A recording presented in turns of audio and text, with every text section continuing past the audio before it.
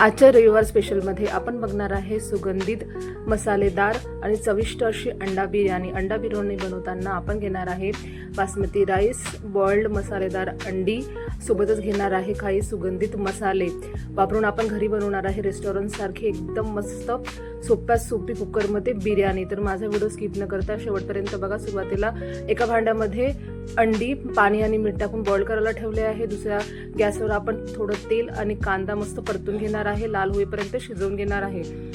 छान क्रंची झाले की आपण ते उतरून घ्यायचे आहे. पॅन आपण खाली उतरून ठेवायचा आहे. नंतर कुकरमध्ये आपण आवश्यक तेवढं तेल घ्यायचं आहे. त्यामध्ये वर दिलेले खडे मसाले टाकायचे आहे आपल्याला.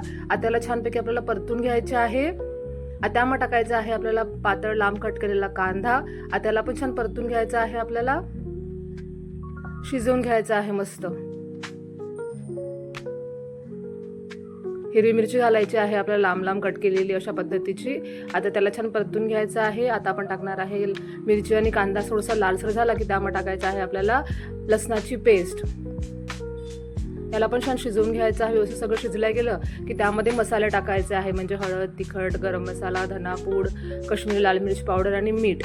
सर्व मसाला आपल्याला व्यवस्थित परतून घ्यायचे आहे.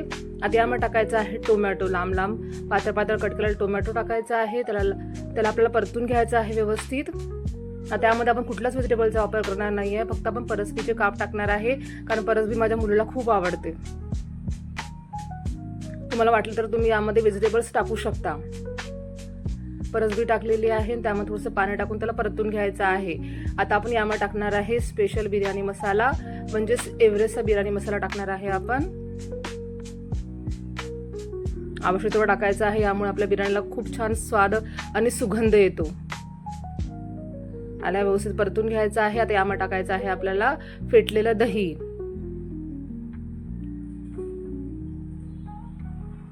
व्यवस्थित मिक्स करून घ्यायचं आहे आणि तेल सुटेपर्यंत शिजवायचं आहे. दुसऱ्या साईडला आपल्याला एक बाउल घ्यायचा आहे. त्यामध्ये आपल्याला आवश्यक तेवढे तांदूळ घ्यायचे आहे. तर मी 3 वाटी बासमती राईस घेतलेले आहे.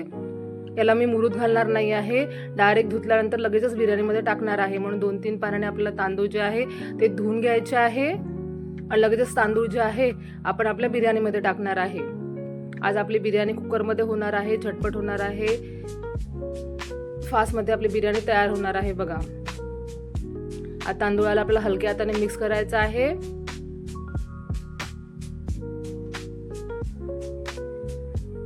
आता यामध्ये टाकायचं आहे पाणी. आपले तांदूळ जेवढे डुबेल तेवढंच पाणी टाकायचं आहे. थोडंसं वरती आलं पाहिजे पाणी, कारण बासमती राईसला एवढं पाणी लागत नाही.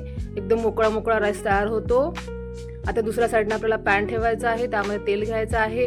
आपण बॉइल्ड झालेले अंडे आपल्याला त्याचे साल काढून घ्यायचे आणि थोडंसं आपल्याला हातावर अशा पद्धतीने दाबून घ्यायचे आहे, म्हणजे ते फुटले पाहिजे. म्हणजे त्यामध्ये मसाला व्यवस्थित गेला पाहिजे. ते खाताना खूप चविष्ट लागते. नंतर पॅनवर आपल्याला अशा पद्धतीने अंडे जे ते आहे फ्राय करून घ्यायचे आहे. त्यावर थोडीशी हळद, तिखट आणि मीठ टाकायचं आहे आणि छान त्याला आपल्या मसाल्यामध्ये फ्राय करून घ्यायचं आहे. फ्राय झालेले अंडे तेलासकटच आपल्याला बिर्याणीमध्ये टाकायचे आहे.